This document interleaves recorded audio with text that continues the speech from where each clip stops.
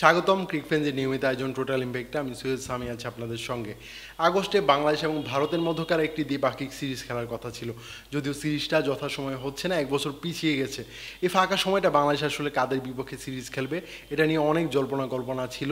জানা গিয়েছিল নেপাল এবং নেদারল্যান্ডসের সঙ্গে বাংলাদেশ ক্রিকেট বোর্ড যোগাযোগ করেছে। এই দুইটা দলের মধ্যে যে কোনো একটাকে আসলে বেছে নেওয়া দরকার ছিল। বাংলাদেশ ক্রিকেট বোর্ডে একটা সিরিজ প্রায় কনফার্ম হয়ে গেছে। এটা নিয়ে কথা বলার জন্য আজকে হাজির হয়েছি। আমার সঙ্গে আছেন মোহাম্মদ সালমান। সালমান, স্বাগত। ধন্যবাদ। নেপাল কিন্তু সম্ভবত আসছে না, সেই জায়গায় কিন্তু নেদারল্যান্ডস বাংলাদেশ সফরে আসছে। এ নিয়ে একটা সূচিটাও কিন্তু প্রায় কনফার্ম হয়ে গেছে। আপনি যদি একটু বিস্তারিত বলতেন। এই যে ইন্ডিয়া আসছে না দেখে কিন্তু আমাদের আসলে এশিয়া কাপের প্রস্তুতিটা একটু ঘাটতি পড়ে গেল, কারণ আপনি দেখবেন যে পাকিস্তান সিরিজটা শেষ হওয়ার সাথে সাথে এখন কিন্তু অনেক বড় একটা গ্যাপ। এই এশিয়া কাপ যেহেতু হচ্ছে, তার আগে যদি একটা সিরিজ খেলতে পারে, সেটা বোর্ডেও চাচ্ছে। বাংলাদেশের ক্যাপ্টেন লিটন দাসও বলেছেন সিরিজ শেষে যে একটা সিরিজ খেলা গেলে ভালো হতো। সেই ক্ষেত্রে যেহেতু ব্যস্ত সূচি, সব বড় বড় টিমগুলোর ব্যস্ত সূচি রয়েছে, আপনি শ্রীলঙ্কা বলুন, আফগানিস্তান, ইভেন আফগানিস্তানেরও কিন্তু এখন সূচি রয়েছে, যেটার কারণে আফগানিস্তানেও খেলা, ইউএইর সাথে ইউএইরও সূচি রয়েছে। তো সেই ক্ষেত্রে বিসিবি থেকে বলা হয়েছিল নেপাল এবং নেদারল্যান্ডসের সাথে যোগাযোগ করা হয়েছে। এছাড়াও কিন্তু আরও 3টা দল ছিল, নিউজিল্যান্ড ছিল, আয়ারল্যান্ড ছিল, তাদের সাথেও কিন্তু যোগাযোগ হয়েছে, কিন্তু নেপাল এবং নেদারল্যান্ডটা বেশি স্ট্রংলি শোনা যাচ্ছে। আজকে যেটা আসলে আমরা শুনতে পাচ্ছি বা দেখেছি যে নেদারল্যান্ডের সাথে সিরিজটা হয়তো কনফার্ম হয়ে যাবে। নেদারল্যান্ড তারা পজিটিভলি একটা ফিডব্যাক দিয়েছে, তারা সামনের মাসের 19 থেকে 25 তারিখের মধ্যে হয়তো 3 ম্যাচে একটা সিরিজ খেলতে পারে, টি-20 সিরিজ। সো এই খেলাটা যদি হয় তাহলে আমার মনে হয় যে এশিয়া কাপের যেই প্রস্তুতিটা দরকার সেটা হয়তো কিছুটা হলেও বাংলাদেশ নিতে পারবে। বাংলাদেশ কিন্তু এরই মধ্যে কিন্তু 2-1 দিনের মধ্যে আসলে প্রস্তুতিটা শুরু করার কথা। বাংলাদেশ ন্যাশনাল টিমের ক্যাম্প শুরু হয়ে যাবে, একদম ক্যাম্প শুরু হয়ে যাবে। সেক্ষেত্রে এশিয়া কাপের প্রস্তুতিটা কিন্তু এখন থেকেই শুরু হয়ে যাচ্ছে। তবে এরকম 3 ম্যাচের একটা সিরিজ কি যথেষ্ট কিনা, যে এছাড়া এর বাইরে আরো কোনো সিরিজ খেলা? আপনি যেহেতু কোনো বড় সিরিজই পাচ্ছেন না বা কোনো বড় টিম পাচ্ছেন না, এখন আপনার কিছু না খেলার চেয়ে কিছু খেলা ভালো। এখন এতদিন ধরে যদি ইন্টারন্যাশনাল খেলার বাইরে থাকে, হঠাৎ করে ডিরেক্ট যদি আপনি এশিয়া কাপ খেলতে চান, হয়তো রিদমটা নাও পেতে পারেন, টিমের যে ব্যালেন্সটা রয়েছে সেটা নাও পেতে পারেন। আপনার নিজেদের মধ্যে যেই খেলাগুলো হবে সেগুলাতে আসলে কতটুকুই বা বোঝা যাবে যে কীরকম খেলা হবে। সেখানে ইন্টারন্যাশনাল টিমের সাথে যদি খেলা হয়, আপনি ওই বলারগুলোকে ফেস করবেন বা ওই ব্যাটারকে ফেস করবেন, সেটা হয়তো কাজে লাগতেও পারে। কিন্তু বাংলাদেশে আসলে ভারতের সাথে যদি যেই সিরিজটা ছিল সেটা হলে আসলে খুবই ভালো হতো, কারণ আপনার ভারতও যেহেতু এশিয়া কাপ খেলবে, এশিয়া কাপের ঠিক আগ মুহূর্তে যদি ভারতের সাথে একটা প্রস্তুতি করা যেত, ভারতের জন্য আসলে ভালো হতো। কিন্তু ভারত তো আসলে বলা যায় যে পলিটিক্যাল কারণেই বাংলাদেশের সাথে সিরিজটা 1 বছর পিছিয়ে নিয়েছে। ভারত কিন্তু প্রায় শ্রীলঙ্কার বিপক্ষে সিরিজটা প্রায় কিন্তু কনফার্ম করে ফেলছে, যদিও একদম আনুষ্ঠানিক কোনো ঘোষণা কিন্তু আসেনি।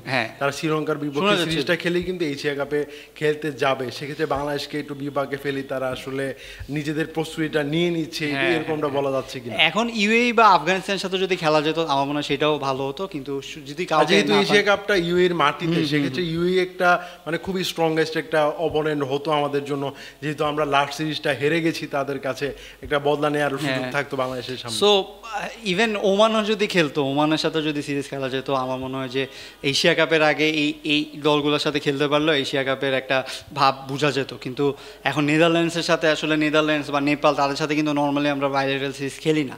যেহেতু এখন কোনো দল নেই, সেই ক্ষেত্রে আমাদের হয়তো নেদারল্যান্ডস যদি আসে, যদি কনফার্ম হয় সিরিজটা, তাহলে হয়তো আমরা এশিয়া কাপের আগে নেদারল্যান্ডসের সাথেই দেখবো যে সিরিজটা খেলা হচ্ছে। তবে আরেকটা বিষয় নিয়ে আজকে কিন্তু কথা বলবো, ভারত এবং পাকিস্তানের বিষয়ে। যেহেতু ভারতের বিপক্ষে আমরা সিরিজটা খেলছি না, এটার সাথে মনে হচ্ছে যে সম্পর্ক যুক্ত, যে ভারত আসলে প্রত্যেকটা তাদের প্রতিবেশী দেশগুলোর সাথে তাদের যে সম্পর্কটা অবনতি হচ্ছে, এটা কিন্তু বারবার দেখা যাচ্ছে বিভিন্ন পর্যায়ে। তাদের লিজেন্ডস লিগে একটা ম্যাচ ছিল পাকিস্তানের বিপক্ষে গ্রুপ পর্বে, সেই ম্যাচটা তারা আসলে বয়কট করেছিল। তাদের পক্ষ থেকে বলা হয়েছে যে শহীদ আফ্রিদি যে টিমটায় খেলবেন, এই টিমটার বিপক্ষে তারা আসলে খেলবেন না। তারা এখন সূচি অনুযায়ী তারা আসলে সেমিফাইনালে ভারত পাকিস্তান মুখোমুখি হওয়ার কথা আছে। এই ম্যাচটা আসলে ভারত বয়কটের সিদ্ধান্ত নিয়েছে। এটা আসলে কিভাবে দেখছেন? না, এখন এই টুর্নামেন্টটা কিন্তু আসলে আইসিসির কোনো টুর্নামেন্ট না, এটা সবাই লেজেন্ডসরা যারা রিটায়ারমেন্টে চলে গেছেন, যারা আসলে বুড়ো হয়ে গেছেন, তারাই কিন্তু খেলছেন।